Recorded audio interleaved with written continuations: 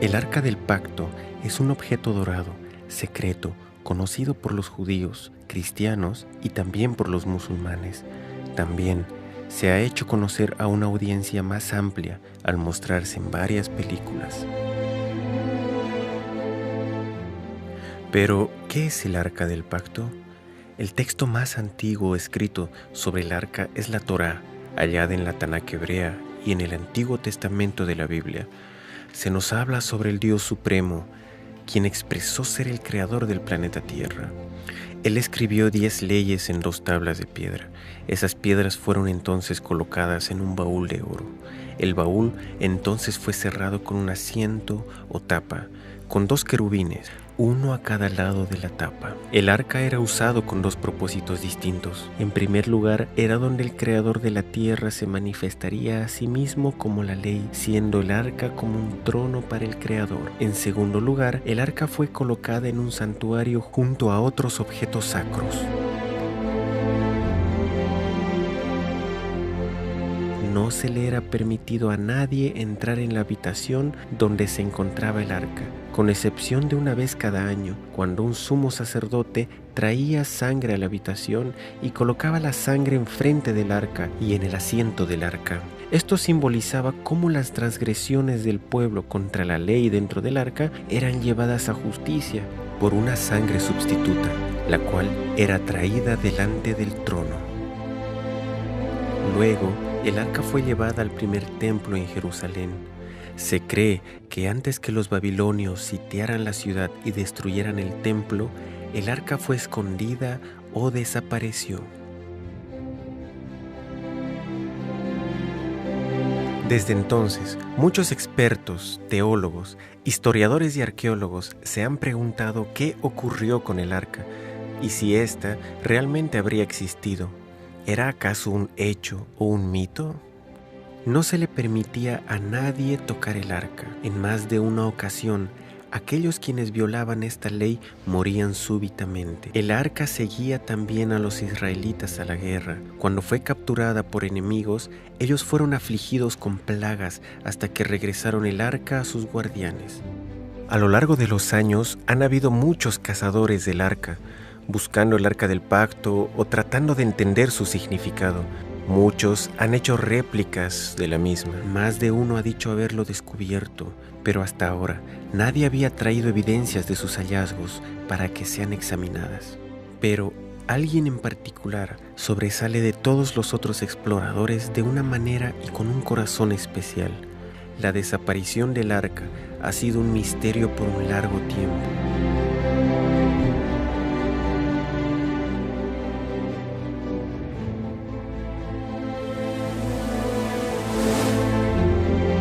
Todas las fuentes mencionan que su lugar de escondite estaba escrito mucho después de su desaparición y que está claramente basado en leyendas o atinos.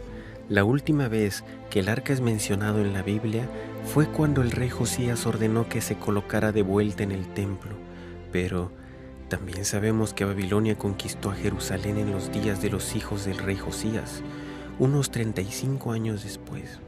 Algo interesante sobre esto es que no hay ninguna mención del arca, a pesar que otros objetos que fueron llevados a Babilonia son mencionados. Sin embargo, el libro de los Macabeos, que se escribió varios cientos de años después de su desaparición, menciona que el arca había sido escondida en el monte donde Moisés vio la tierra prometida antes de su muerte. El libro de Baruc, un libro más reciente, menciona que Dios dejó que la tierra debajo de Jerusalén se abriera y que el arca volvería a la superficie nuevamente en el tiempo del fin. Y la literatura medieval menciona que el arca había sido llevada a Etiopía. Algunas especulaciones del siglo XX incluían lugares como Egipto y aún Irlanda. Pero, ¿qué es el arca y dónde está? Pueden estar actualmente relacionados. La principal función del Arca del Pacto era ser la silla gubernamental de Dios en su templo terrenal. El arca tenía muchas tareas fuera del santuario y no estaba limitada a los ritos de sacrificio.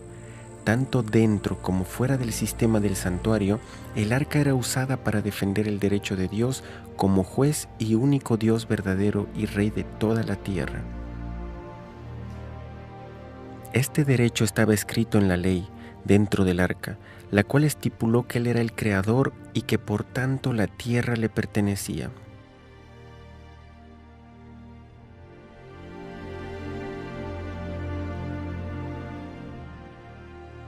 El Dios de la Biblia dijo: el arca del Señor, el Señor de toda la tierra, porque toda la tierra es mía. Porque el Señor Altísimo es terrible, Él es un gran rey sobre toda la tierra. Es por esto que el arca iba al frente en guerra contra la ciudad de Jericó, aun cuando esta ciudad no lo aceptaba como Dios o como la autoridad suprema en la tierra. Él aún los juzgaría y pasaría sentencia. A pesar que Nabucodonosor, el gran líder en Babilonia, no adoraba al Dios de Israel, tanto él como otros reyes de grandes naciones en esos días eran aún juzgados por Dios. Los asirios, madianitas, cananeos, egipcios, etíopes, filisteos y muchas otras naciones quienes rechazaban a Jehová como su Dios eran aún juzgados de acuerdo a los estándares de Dios. Cuando el último rey de Babilonia se burló de Dios en el templo de Dios, su sentencia fue dada por el Señor en la forma de una mano que escribía su juicio sobre la pared a la vista de todos. Dios muestra que no importa a qué religión o grupo étnico usted pertenece, usted será juzgado de acuerdo al estándar del Creador y no por su propia norma moral o la norma moral de su cultura específica.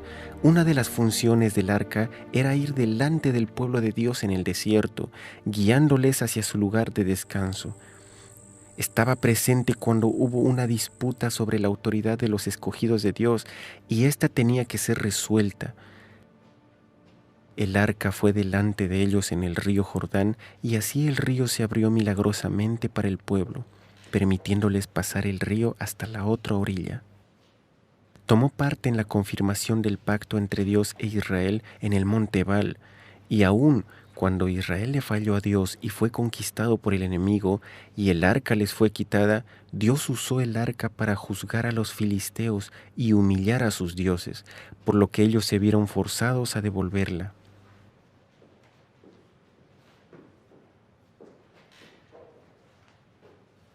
En esta situación, Dios usó el arca como un símbolo de su reinado. Aun cuando Dios no protegió a su pueblo apóstata, Él protegió el arca, ya que representaba su autoridad. Esto dejó en claro que ningún hombre era necesario para protegerla y que Dios mismo la mantendría segura de todo por sí mismo.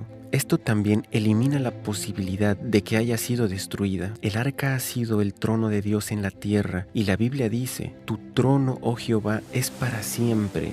Mientras Jeremías había sido testigo de cómo Jerusalén y el templo eran destruidos, él tenía algo totalmente distinto que decir sobre el trono de Dios. Tu trono, oh Dios, permanece para siempre, tu trono de generación en generación. Entonces, ¿qué ocurrió realmente con el arca? Dios le dijo a Jeremías que la ciudad y el templo iban a ser destruidas. Él estaba preparado junto a muchos otros. La cosa más natural era esconder el objeto más sagrado, el arca del pacto. Una palabra profética para el tiempo del fin en la Biblia puede darnos una clave de dónde el arca surgiría. Y vendrán muchas naciones y dirán: subamos al monte de Jehová, porque de Sión saldrá la ley y de Jerusalén la palabra de Jehová.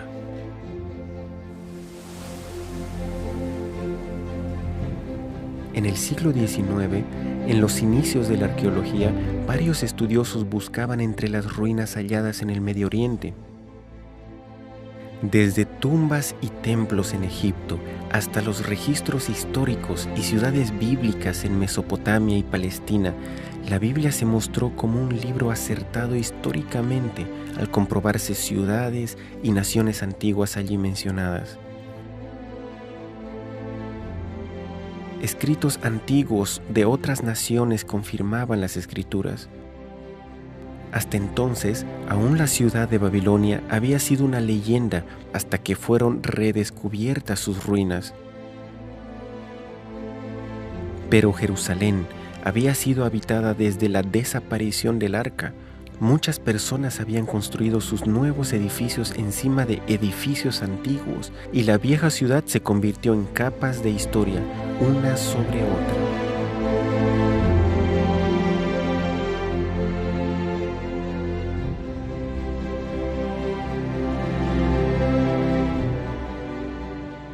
En 1854, un misionero, James Barclay, estaba caminando cerca de los antiguos muros de Jerusalén cuando se tropezó con la entrada de una gran cueva bajo la ciudad antigua, llena de túneles y aperturas.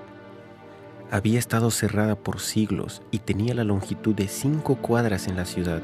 En 1867, el general Sir Charles Warren hizo la promesa de las mayores excavaciones en la ciudad antigua y de la montaña donde alguna vez estuvo el templo. Él descubrió túneles subterráneos.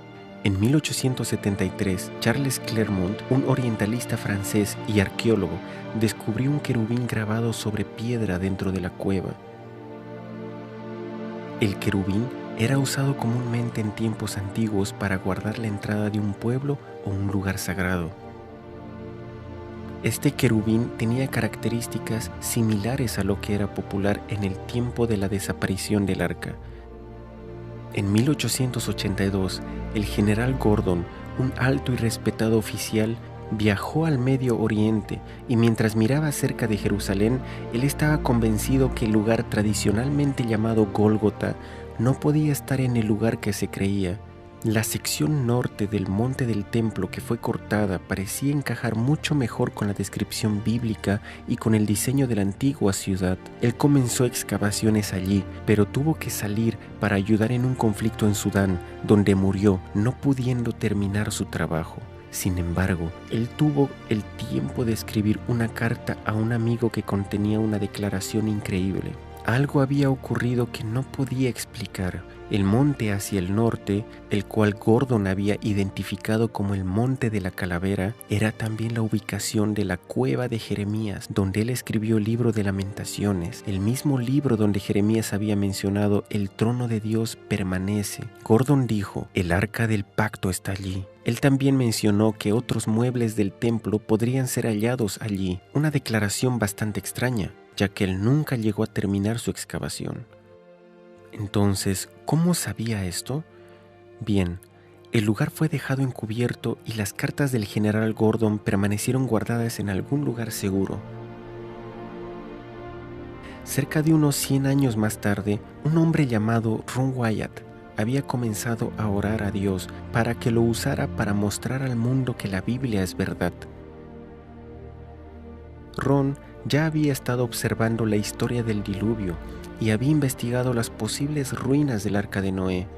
También estaba estudiando el éxodo de Israel desde Egipto y una ubicación desde donde ellos pudieron haber cruzado el mar, hallando algunas ruedas antiguas de carros egipcios.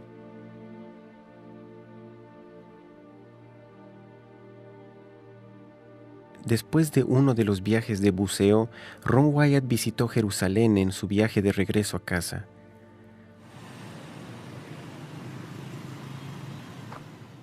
En Jerusalén, caminando a lo largo de un precipicio con un amigo, su mano alzada por sí sola apuntó a un lugar donde cenizas y basura se hallaban al frente del precipicio. Sin entender el por qué o cómo, él se escuchó a sí mismo decir, la cueva de Jeremías y el arca del pacto están aquí. Ron estaba confundido con lo que había ocurrido, ya que no había tenido una experiencia como esta antes. Ni siquiera había pensado en buscar esto. Pensativo, se fue a casa tratando de estudiar y hallar si era una posibilidad que el arca se encontrara allí. Él estudió el sitiado de Babilonia en el momento cuando se había visto por última vez el arca. Trató de ver cuándo había podido ser removida y también las limitaciones de tanto tiempo como el lugar para esconderla. Estudió la posibilidad de que el arca pudiera haber estado escondida debajo, en algún lugar del sistema de túneles. Ron comenzó a excavar con sus 2 hijos en el lugar donde su mano había apuntado.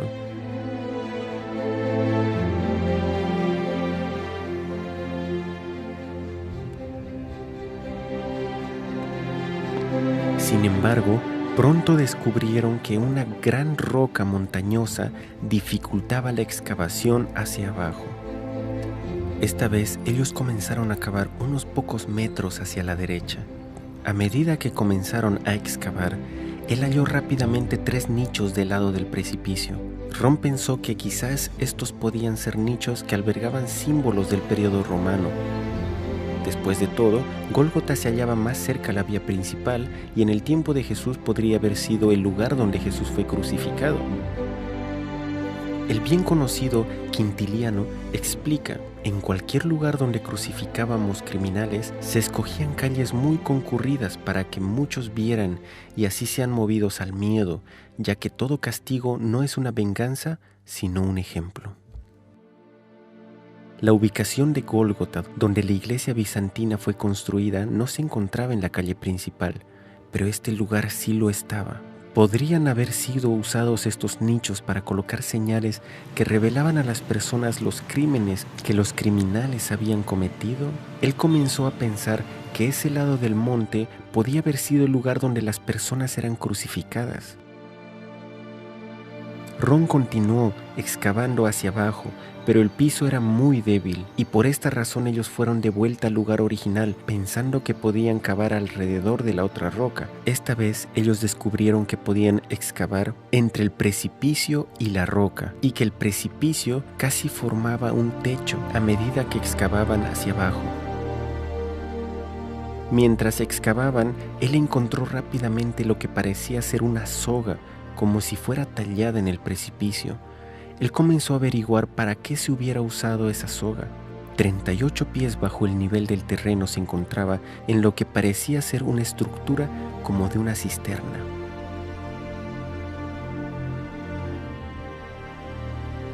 Era una estructura redonda, con escaleras hacia el fondo de la misma. Ron se preguntó si esta estructura pudo haber sido usada para guardar granos y si posteriormente fue usada como cisterna. Con un cincel abrió la superficie y encontró una gran cantidad de piezas de vasijas de barro entre la tierra, usada como relleno para formar la cisterna. Cuando Ron mostró estas piezas de vasijas a las autoridades en antigüedades, al examinarlas, ellos le informaron que algunas de estas eran del periodo jebusita. Los especímenes más recientes eran aquellos del periodo romano. Él continuó a lo largo de la superficie del precipicio, bajo el lugar donde se hallaban los nichos. Por las piezas de barro y monedas que había encontrado, ellos entendieron que estaban sobre el nivel romano. Mientras cavaban, hallaron muchos huesos de dedos que confirmaban sus sospechas sobre este lugar, el cual pudo haber sido el lugar para ejecuciones adicionalmente a la crucifixión. El apedreamiento era también practicado durante la era romana judía. Fuera de la estructura como de cisterna que Ron descubrió, encontró otra estructura circular en el lado opuesto. Solamente la base de la estructura circular parecía estar intacta. Mientras estudiaba la estructura, él se topó con una sección bien preservada, con un muro y una piedra que sobresalía horizontalmente sobre la pared en la superficie del precipicio. A pocos metros enfrente del mismo, Ron notó una roca cuadrada que no parecía como una roca moldeada de forma natural. Él la tomó cuidadosamente y encontró un agujero cuadrado en la base del terreno.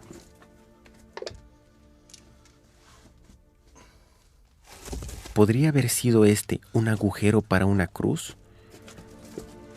Mientras examinaba este agujero y limpiaba la tierra a su alrededor, él descubrió que había una gran quebradura que se extendía desde el orificio. Parecía que el agujero había sido hecho sobre la superficie, en la base de tierra del frente. A un nivel más bajo, Él halló otros agujeros para cruces, pero él no podía sacar de su cabeza que aquel agujero en la plataforma, con la resquebradura que se extendía fuera de sí, pudo haber sido el agujero que sostuvo la cruz de Cristo. Recordaba en las Escrituras que un terremoto había sacudido el monte cuando Cristo murió. ¿Podía esta resquebradura apuntar el agujero que sostuvo la cruz? El agujero se extendía unas 23 pulgadas en el suelo firme, mientras que la hendidura parecía extenderse mucho más profundo.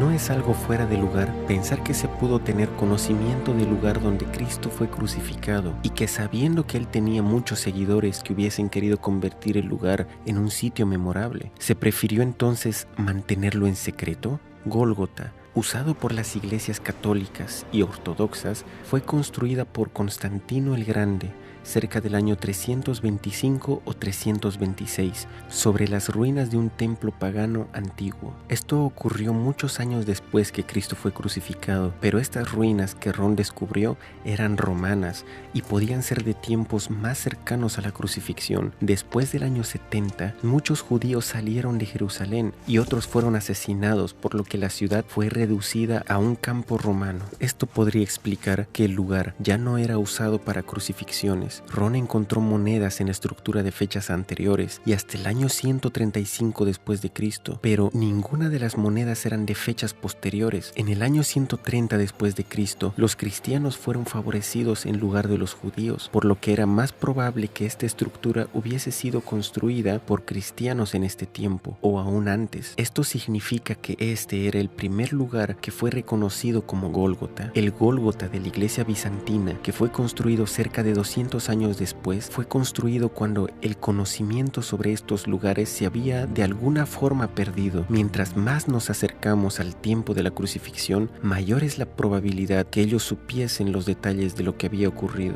El hecho que las monedas halladas por Ron en el edificio antiguo pertenecían al año 135 después de Cristo indica que quien hubiese construido y usado esta estructura antigua aparentemente la abandonó y con el tiempo dejó la religión. El hecho que las fundaciones estaban aún intactas podían indicar que no sufrió destrucción por manos de invasores.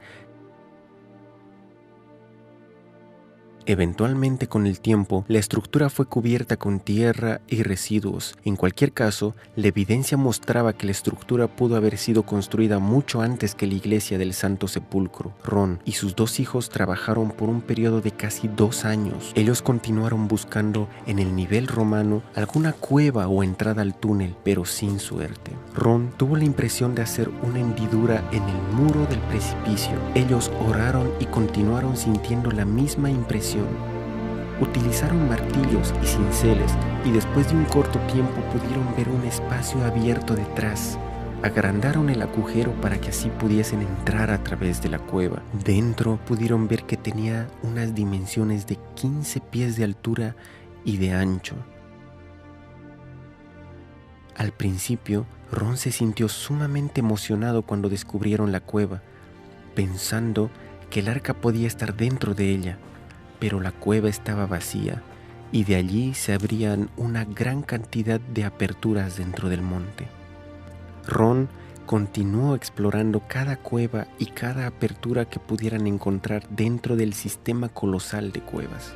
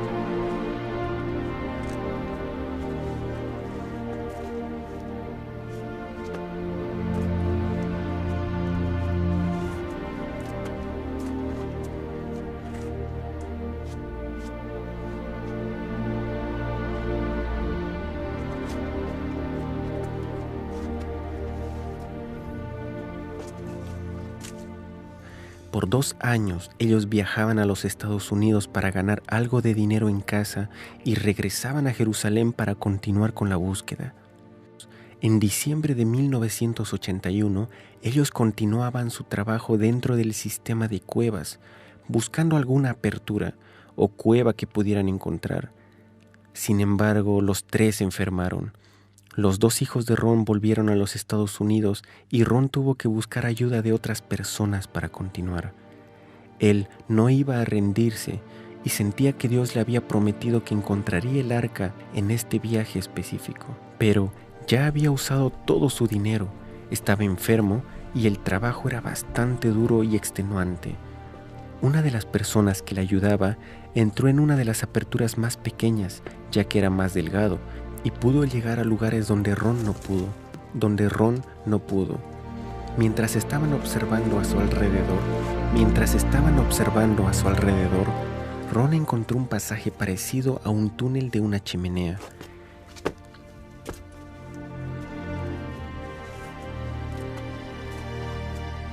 Y de allí salía un túnel donde Ron tenía que exhalar para poder pasar a través de él. Entonces notó una estalactita de unas 16 pulgadas de longitud enfrente del muro al precipicio.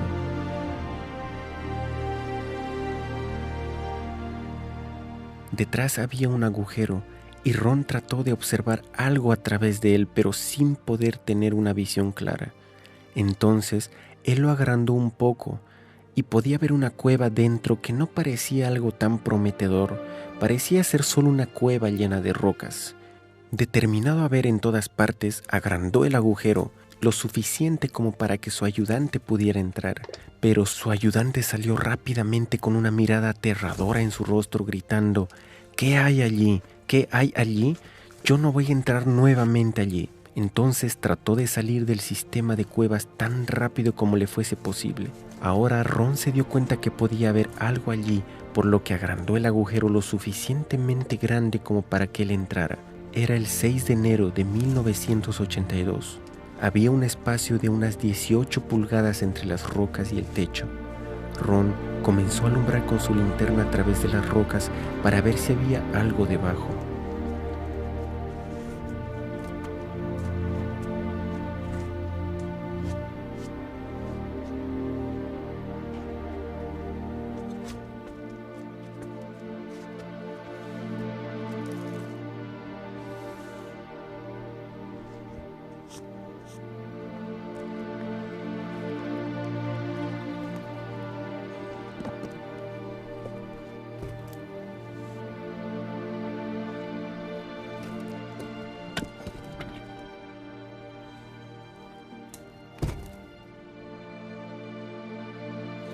Él vio unas tablas de madera ya descompuestas y bajo la madera algunas pieles de animales que se volvían polvo con tan solo tocarlas. Luego, él vio algo que resplandecía, algo que era dorado, que brillaba. Primero pensó que podría ser el arca del pacto, pero cuando removió el cuero del animal, vio una tabla dorada con un molde levantado en uno de los lados, el cual tenía un patrón de una campana y una granada alterna. Ron se sintió seguro que esto tenía que ser el primer templo o algún mueble extraviado del tabernáculo y que podía ser la mesa de los panes de proposición. Entonces comenzó a investigar la cámara con más cuidado y a observar a su alrededor. Usando la linterna, notó una apertura en el techo.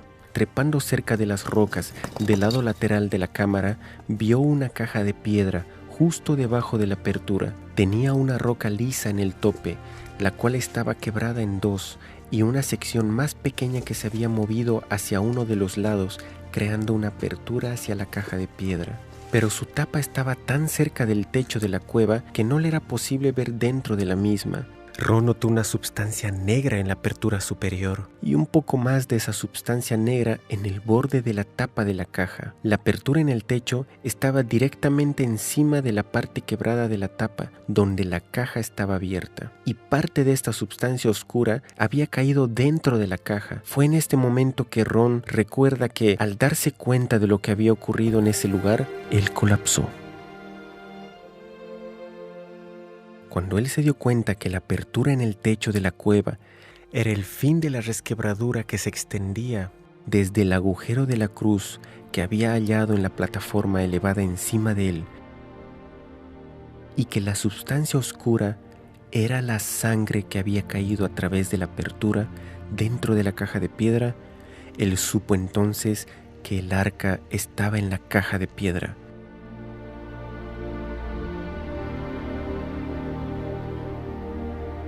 Pero el descubrimiento más maravilloso era el ver que la sangre de Cristo había actualmente caído en el propiciatorio del arca del pacto. Ron estuvo en asombro por un tiempo.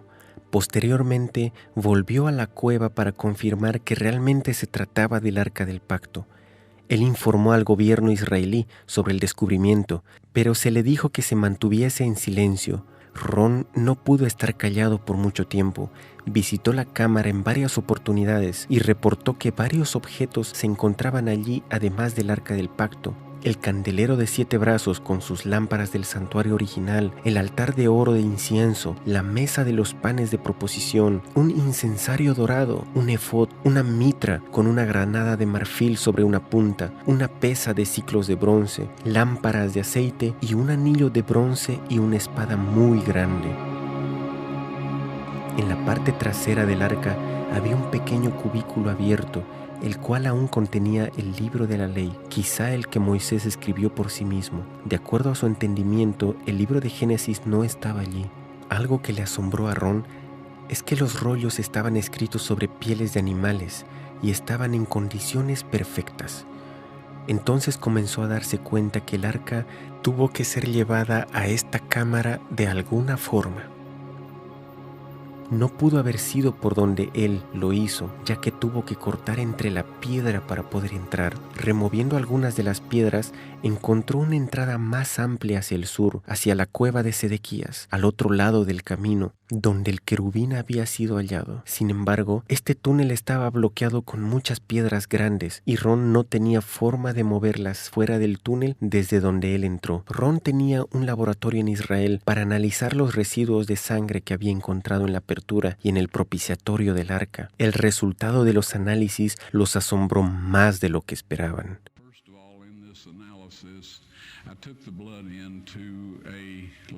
En primer lugar, en este análisis yo tomé la sangre en un laboratorio en Israel. Pregunté a una de las personas con las que trabajo dónde había un buen laboratorio, cuyo trabajo sea confiable. Ellos dijeron, tal y tal. Y yo la llevé allá. Dije, por favor examinen esta sangre y díganme lo que pueden decirme sobre él. Ellos dijeron, nosotros vamos a reconstituirla, vamos a colocarla en una solución salina normal y mantener la temperatura corporal por 72 horas con un movimiento suave. Ese es su negocio, yo dije, yo quiero estar allí cuando ustedes lo examinen. Ellos dijeron, bien, así que regresé y ellos lo analizaron. Y ahora digo lo que ellos dijeron. Es sangre humana, podemos decir eso. Ellos hicieron todos los exámenes que necesitaban hacer. Entonces dije, tomen algunas células blancas y colóquenlas en un medio de crecimiento y manténganlas a temperatura ambiente por 48 horas. Ellos dijeron, eso no será de ninguna ayuda, ya que está muerta. Yo dije, por favor, ¿podrían hacer eso? Ellos me dijeron, está bien, lo haremos. Así pues, yo les dije que quería estar allí cuando ellos sacaran la muestra para examinarla. Regresé al lugar cuando ellos sacaron la muestra para examinarla bajo un microscopio, y uno de los técnicos llamó a otro, y luego ellos llamaron a su jefe, y estaban hablando en hebreo cerca de 1 minuto, y me miraron y me dijeron, señor Wyatt, esta sangre humana tiene solamente 24 cromosomas en ella. Cada persona tiene 46. Esto es 23 cromosomas de su madre y 23 de su padre, 22 autosomas de su madre y 22 autosomas de su padre. Usted tiene una X de su madre y usted puede obtener una X o Y de su padre. Esta sangre tiene 23 cromosomas del lado de la madre y un cromosoma Y solamente. Usted verá, Un niño no pudo haberse desarrollado si no tuviese los autosomas de su madre, así que todas las características físicas fueron determinadas por el lado de su madre. Sus autosomas, su sexo varonil fue determinado por esta Y, que vino de una fuente, pero no de un varón humano. Entonces ellos dijeron, esta sangre está viva. Cuando ellos preguntaron, ¿de quién es esta sangre? Yo dije,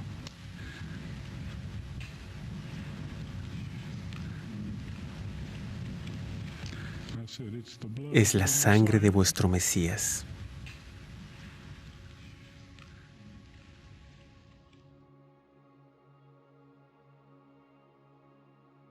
Cuando la sangre iba al propiciatorio, se probaba que se había pecado contra esta misma ley, por la cual Cristo sufrió la penalidad. Nuestros pecados contra la ley de Dios, no contra leyes humanas u otras leyes religiosas, y estas son las leyes por las que nos tenemos que arrepentir de haberlas quebrado. Además, Dios realmente envió a su Hijo a morir en nuestro lugar.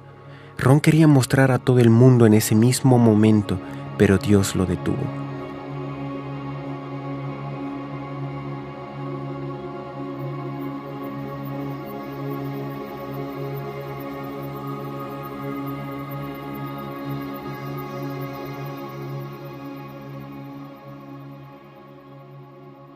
En su cuarta visita a la cámara, el túnel fue limpiado y los muebles se colocaron en orden. Ron sintió inmediatamente la presencia de ángeles en la habitación y vio a 4 ángeles, 2 de pie, uno en cada lado del arca. Ellos le dijeron que habían sido designados para proteger el arca, y entonces le dijeron a Ron que colocara su cámara en un trípode y grabara. Ellos alzaron la tapa del propiciatorio y le ayudaron a sacar los 10 mandamientos escritos en 2 tablas de piedra. Ron las sostuvo, mostrándolas a la cámara. Luego le dijeron a Ron cuándo Dios tenía planeado enseñar esto al mundo. En el tiempo apuntado por Dios, cuando la ley dominical sea forzada a guardarse, poco después de esto, estas tablas serán mostradas al mundo.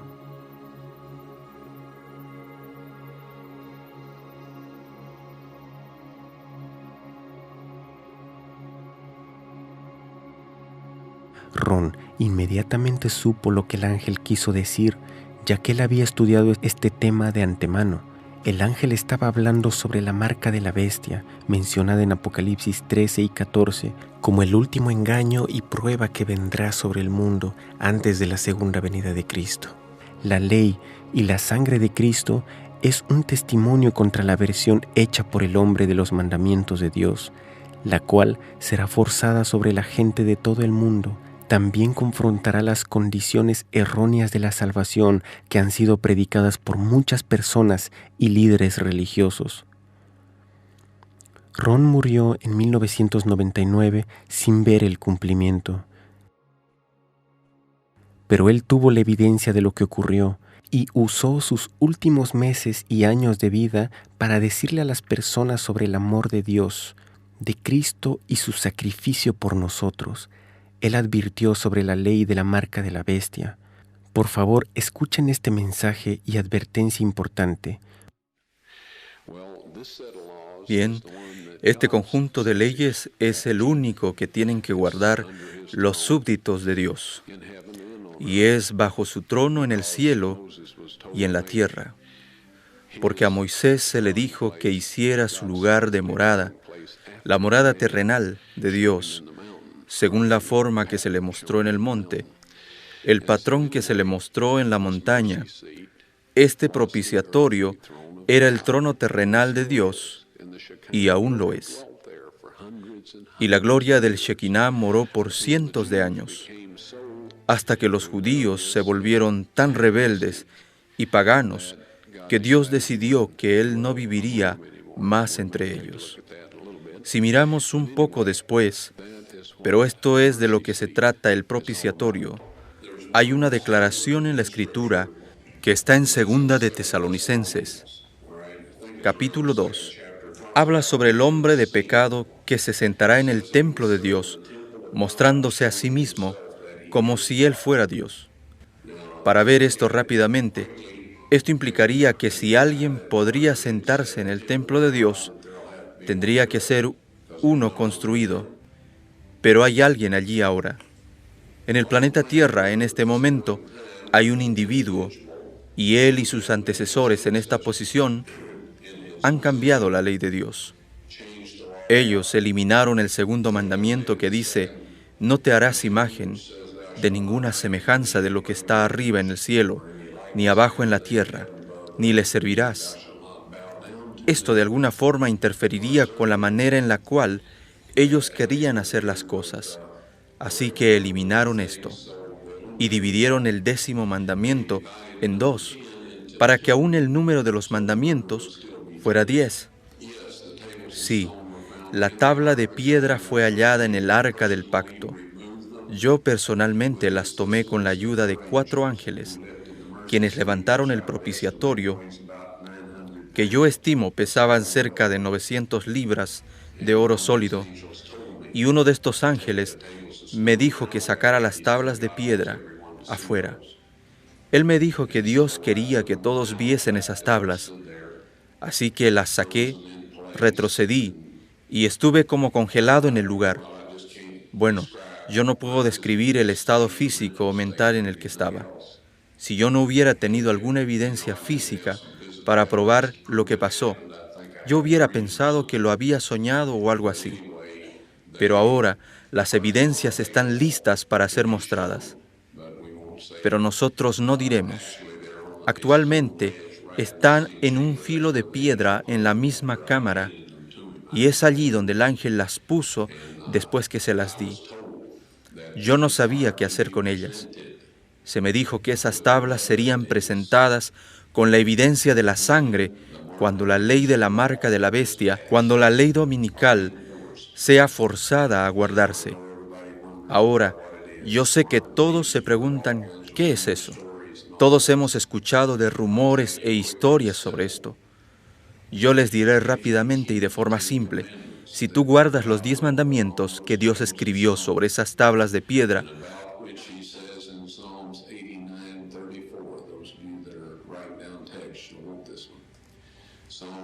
sobre lo que Él dijo en Salmos 89:34, no olvidaré mi pacto, ni mudaré lo que ha salido de mis labios. Él habló los 10 mandamientos desde el monte.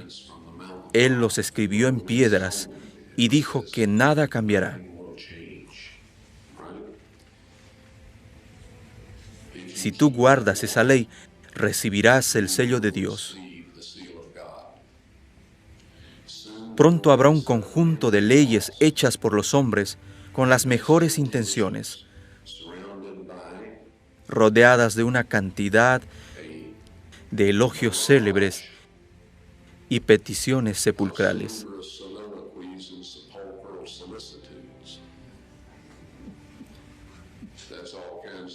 Esto es, todo tipo de historias y todo esto, instigado por el diablo, para hacerte creer que esto es lo mejor que puede pasarle a la raza humana.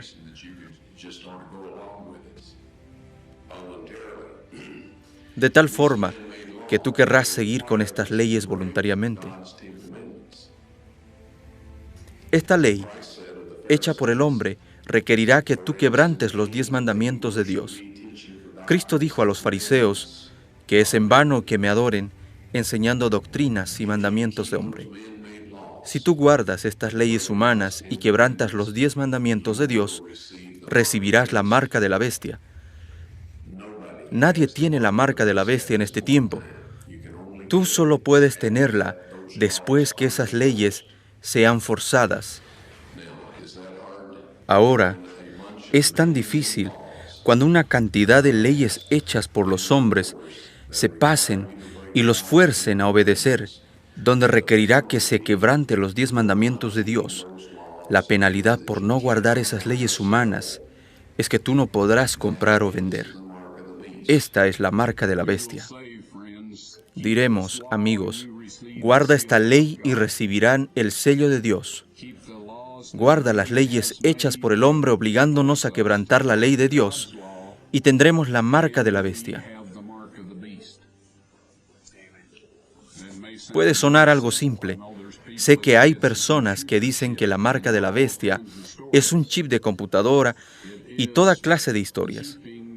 Está en guardar las leyes de los hombres en vez de las leyes de Dios. Tal como Cristo dijo a sus discípulos, cuando hablaba de los líderes judíos en sus días, dijo, porque en vano me adoran enseñando por doctrinas los mandamientos de hombres. Dios no aceptó la ofrenda de Caín de frutas y verduras. Él no aceptará ningún sustituto por nuestra lealtad a Él, guardando sus 10 mandamientos.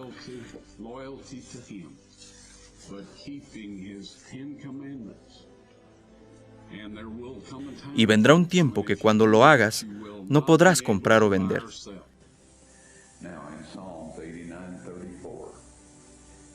Dios dijo,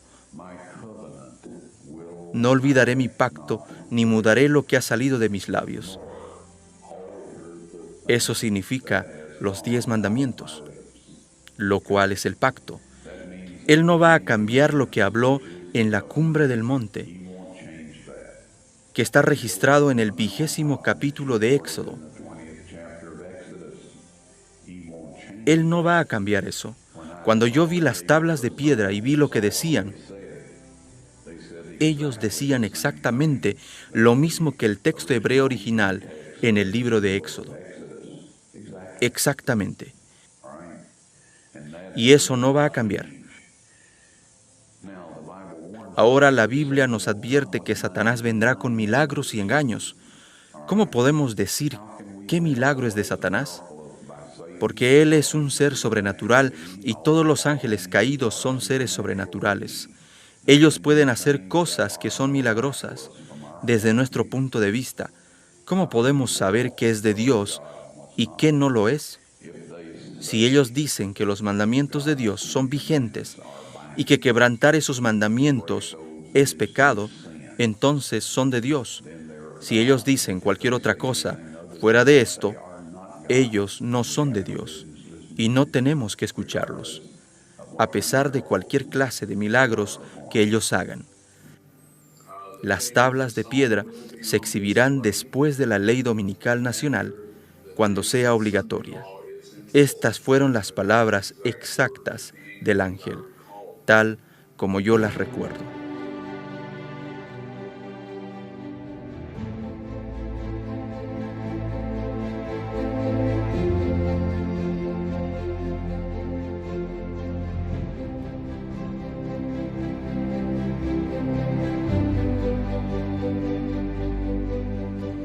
Pues este es el amor a Dios, que guardemos sus mandamientos, y sus mandamientos no son gravosos. Y 3 son los que dan testimonio en la tierra, el espíritu, el agua y la sangre, y estos 3 concuerdan. Si recibimos el testimonio de los hombres, mayor es el testimonio de Dios, porque este es el testimonio con que Dios ha testificado acerca de su Hijo.